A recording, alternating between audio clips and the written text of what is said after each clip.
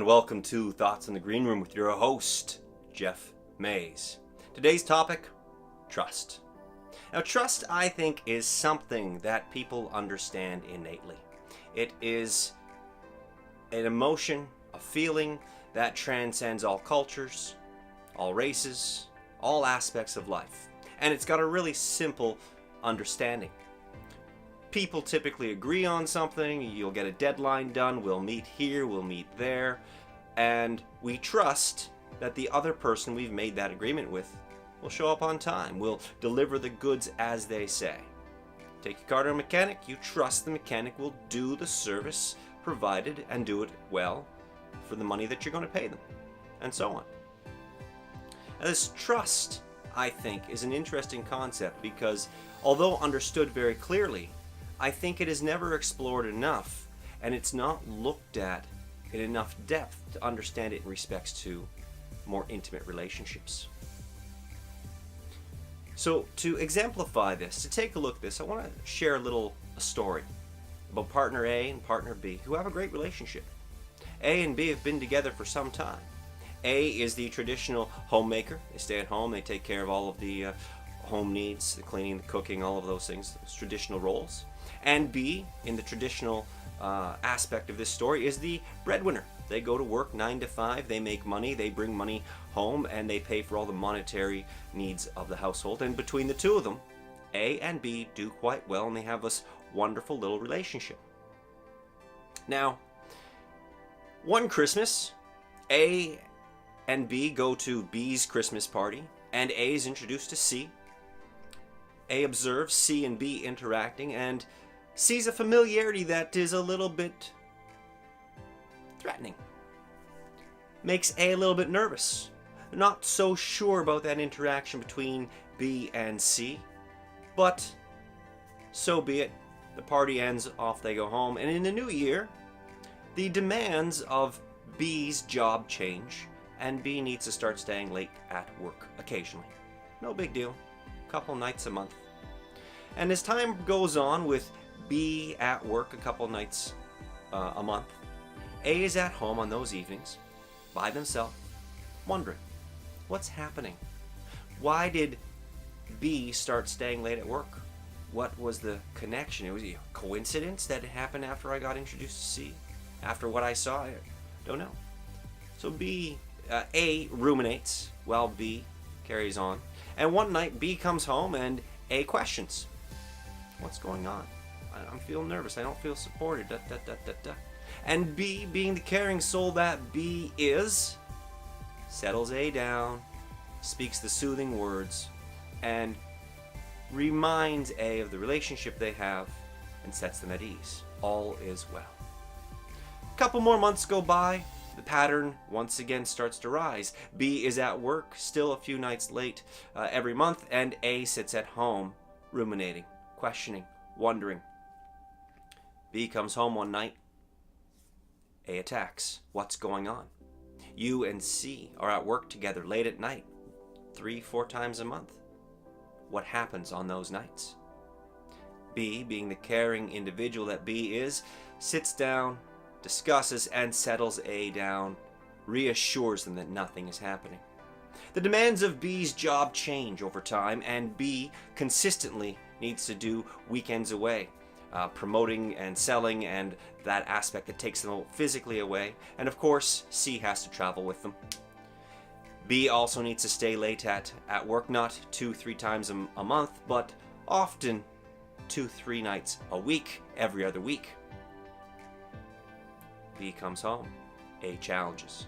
B once again settles them down. And this pattern that I've just described, that you've heard a few times now, ensues for an extended period of time. For some people, A and B, this could be 6 months.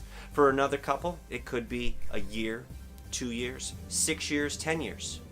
That this pattern ensues, that every few months, B comes home and has to reassure and settle A.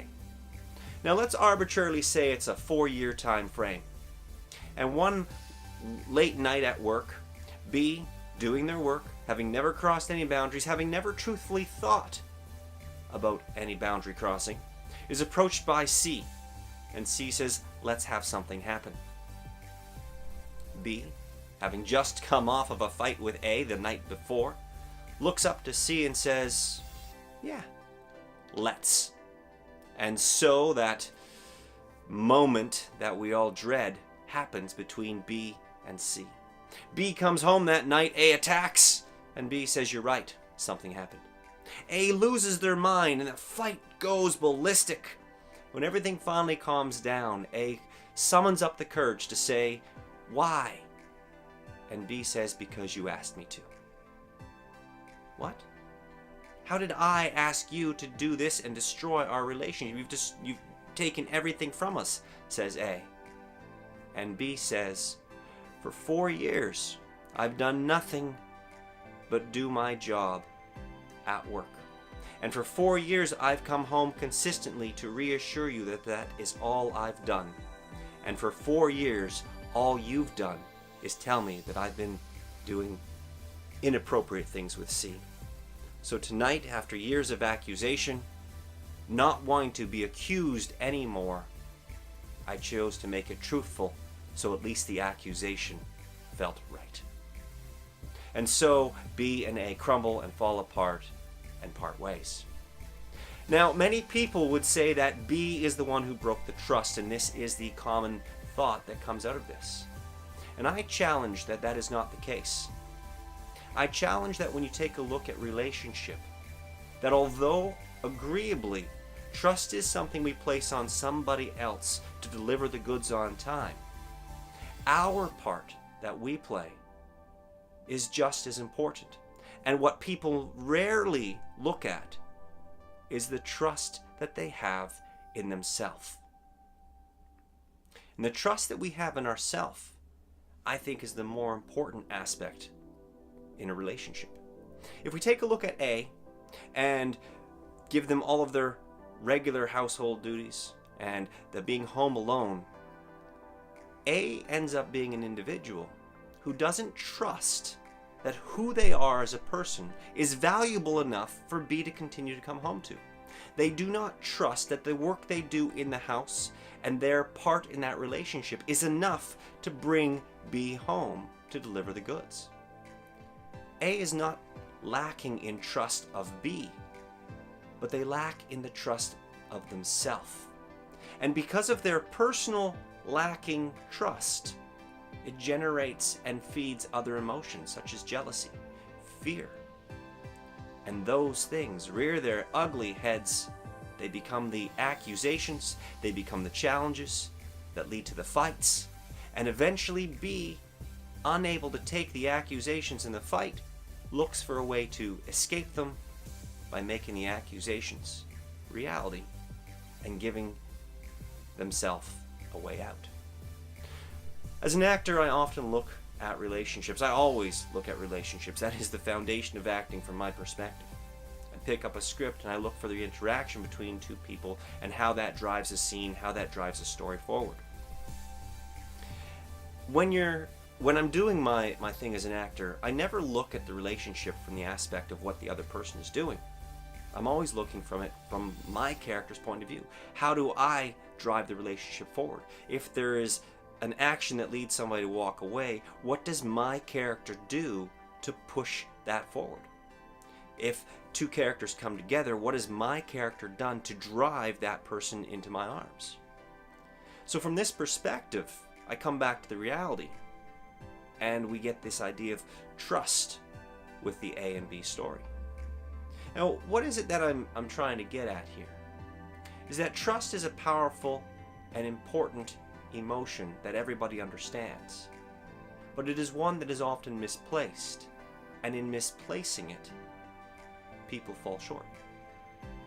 And the result of a misplaced trust and falling short equals the demise of relationship.